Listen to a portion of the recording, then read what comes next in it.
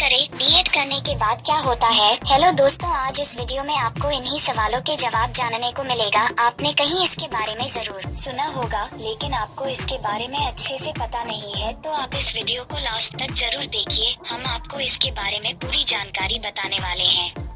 शिक्षक को हमारे समाज में हमेशा से सम्मान दिया जाता है, क्योंकि ये किसी बच्चे को पढ़ा लिखा कर उसके आने वाले भविष्य को उज्जवल बनाने का कार्य करता है। ऐसे में बहुत से लोगों का सपना होता है कि वो भी आगे चलाकर एक अच्छा शिक्षक बन पाए। अगर आप भी एक अच्छा शिक्षक बनना चाहते हैं तो आप बीएड कर सकते हैं।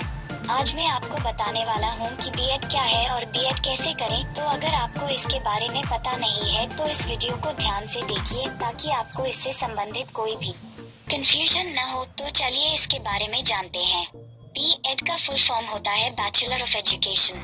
नाम से ही पता चला रहा है कि ये डिग्री शिक्षा के फील्ड में जाने के लिए होता है। चलिए हम इसके बारे में विस्तार से बात करते हैं।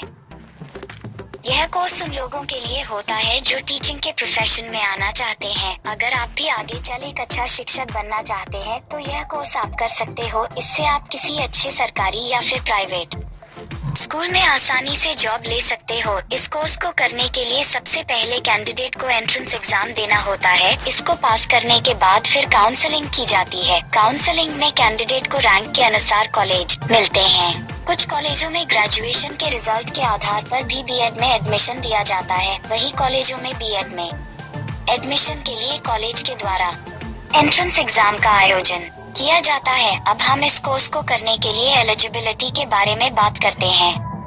बीएड करने के लिए योग्यताएं।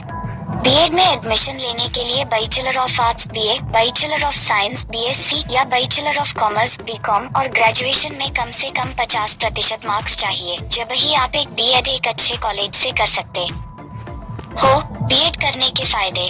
अगर आप टीचिंग में अपना करियर बनाना चाहते हो तो यह आपके लिए सबसे बेस्ट कोर्स है। बीएड करने के बाद आप किसी भी सरकारी या गैर सरकारी स्कूल में पढ़ा सकते हो। बीएड करने के बाद आप दूसरों को शिक्षित करेंगे, जिससे आपको अपना भी एक्सपीरियंस और ज्ञान बढ़ा सकते हो।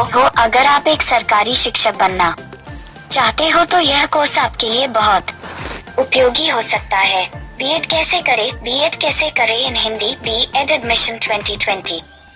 यह सवाल अभ्यर्थियों के मन में सबसे पहले आती है कि बीएड कैसे कर सकते है। तो चलिए हम आपको इसके बारे में स्टेप वाइज बता रहे हैं। हम आपको यहाँ पर निचले स्तर से बता रहे हैं ताकि आपको समझने में आसानी हो।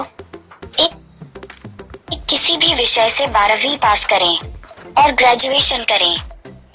सबसे पहले मैं आपको बता दूं कि अगर आप अभी 10वीं की परीक्षा पास ही किए हो और सोच रहे हो कि बीएड के लिए कौन सा विषय लेना चाहिए, तो मैं आपको बता दूं कि इसको करने के लिए कोई निर्धारित विषय नहीं है। आप किसी भी स्ट्रीम से बीएड कर सकते हो, लेकिन मैं आपको सलाह दूंगा कि आपको जिस चीज को पढ़ाने में मजा आता है 12वीं में वही विषय रखें। जैसे अगर आपको आगे चलकर मैथ्स का टीचर बनना है तो आप 12वीं क्लास में साइंस पीसीएम रख सकते हो। इसी तरह आप चाहो तो आर्ट्स भी रख सकते हो।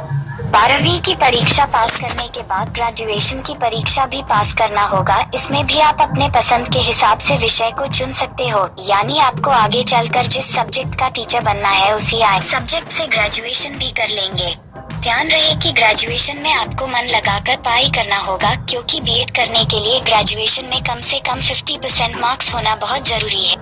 2. बीएड का एंट्रेंस पास करके अच्छे कॉलेज में काउंसलिंग करें। जैसे ही आप ग्रेजुएशन कर लेंगे, फिर बीएड में प्रवेश करने के लिए सबसे पहले आपको इसका एंट्रेंस एग्जाम पास करना होगा। इससे पहले आपको ये बता दें कि इसमें प्रवेश करने के लिए ग्रेजुएशन में कम से कम 50% अंक होना जरूरी है।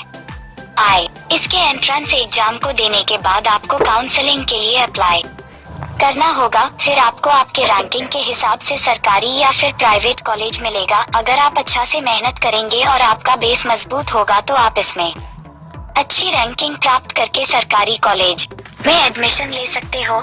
सरकारी कॉलेज में एडमिशन मिलने का सबसे बड़ा फायदा ये है कि इसमें आपको फीस कम लगेगा और पढ़ाई भी अच्छी होगी। हर चीज के लिए आपको कम पैसे लगेंगे। लेकिन अगर आपका काउंसलिंग किसी प्राइवेट कॉलेज में होता है तो इसकी फीस बहुत हाई होती है, जिससे आपको काफी ज्यादा पैसे खर्च करना पड़ सकता है। इसलिए मैं आपसे बहुत कि अगर आप बीएड अच्छे करना चाहते हो तो पहले इसके एंट्रेंस एग्जाम के लिए मेहनत से तैयारी करनी होगी, फिर आप किसी अच्छे कॉलेज से बीएड कर पाएंगे। कॉलेज में एडमिशन लेने के बाद ये कोर्स 2 साल में कंप्लीट होगा। पहले इस कोर्स की अवधि 1 साल थी, लेकिन अभी इसको बढ़ा दिया गया है। बीएड करने के बाद क्या करें? यदि आपने बीएड कर लिया है और आप नौकरी की तलाश कर रहे हैं तो मैं आपको बता देता हूं कि अब आपको नौकरी करने के लिए बीएड करने के बाद टीजीटी और पीजीटी के थ्रू नौकरी प्राप्त कर सकते हैं। यदि आपके बीएड में कम से कम 50% है और बीए, बीकॉम, बीएससी या ग्रेजुएशन लेवल की परीक्षा में भी कम से कम 50% अंक प्राप्त है तो आप ट्रेंड ग्रेजुएट टीचर